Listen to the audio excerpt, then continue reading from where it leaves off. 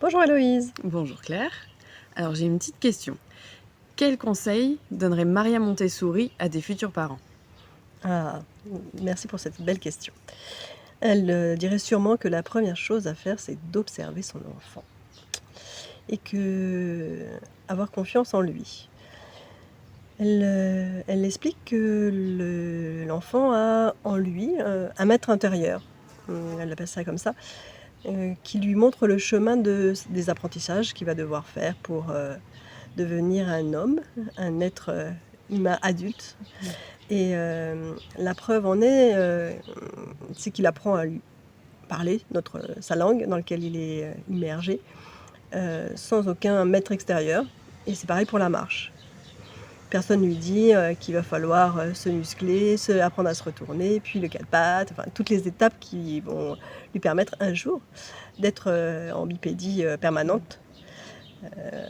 Voilà, donc c'est son constat, et elle dit que ce maître intérieur va continuer d'agir, pour, le reste des apprentissages, et qu'on doit se mettre au service de ce maître, intérieur, pour, aider l'enfant à se nourrir, et à combler les besoins qu'il a pour, devenir, l'homme qu'il est à l'intérieur de lui, faire surgir de lui ce futur, adulte.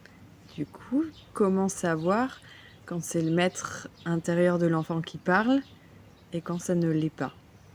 Oui, alors c'est une bonne question. Déjà la première réponse, c'est que, on a souvent tendance à penser que les pleurs, ce que nous on appelle caprices, sont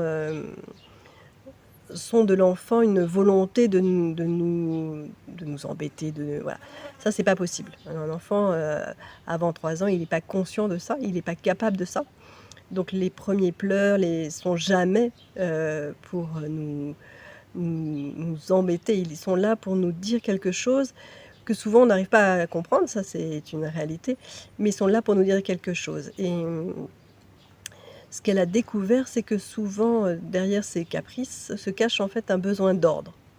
Que ça, c'est une de ses grandes découvertes, c'est que l'enfant, tout petit, et ça a été prouvé maintenant par les neurosciences, il a besoin d'ordre. Et que je vais vous raconter une anecdote qu'elle raconte. À son époque, les enfants dans les maisons bourgeoises étaient un peu élevés, tout petits, à part dans une nurserie, donc ils voyaient pas beaucoup de monde. Et une invitée arrive avec, un parapluie, et au lieu de le poser, à l'entrée, à l'endroit où se posent les parapluies, elle le pose sur la table. Et l'enfant commence à pleurer, mais vraiment pleurer, et tout est essayé pour essayer de calmer cet enfant, et rien n'y fait. Jusqu'à que quelqu'un qui avait un peu de notion de ce que Maria Montessori, appelle le besoin d'ordre, prend ce parapluie et le range à sa place, et l'enfant s'arrête immédiatement de pleurer. Donc il faut vraiment cette notion, et donc il faut être observateur et en même temps connaître les règles de l'enfant, et ce elle a appelé ça les périodes sensibles, et la période de sensible de l'ordre est vraiment très, très importante, et on peut comprendre parce que, qu'est-ce qu'on a besoin? Il ne connaît rien. Maria Montessori, appelle ça des périodes sensibles, et la période sensible de l'ordre est vraiment très importante. Imaginez, vous ne connaissez rien à rien et vous arrivez dans un nouvel univers. Qu'est-ce que vous allez faire pour le comprendre? Vous allez mettre dans des cases, vous allez ordonner pour pouvoir comparer, pour pouvoir, heu, comprendre ce monde, il va falloir ordonner. Et donc,